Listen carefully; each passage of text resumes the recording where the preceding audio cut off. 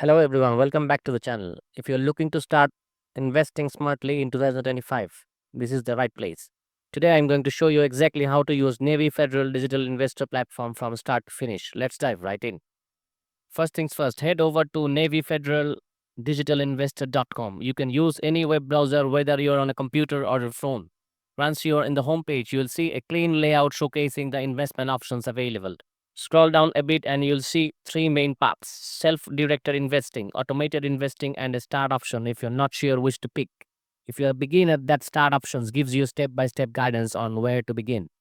Now, let's quickly compare to the main investment styles.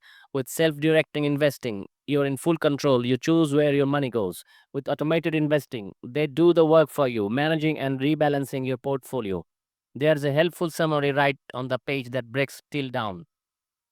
The good news, both options have no minimum interest and cost the same, so you can pick whichever suits your comfort level. At the bottom of the page, you'll find an FAQ section.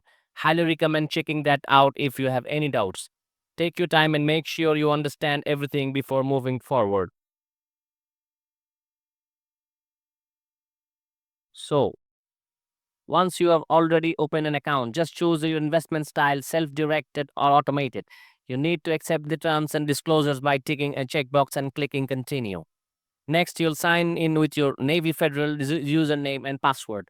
From there, you'll get access to all the investment tools and features through your dashboard. Now, I don't have an active Navy Federal account demo to final steps, but once you're signed in, it's all smooth sailing. And that's it. That's how you get started with Navy Federal Digital Investor in 2025. If you found this guide helpful, make sure to like, comment, and subscribe for more tech tips and walkthroughs. Thanks for watching.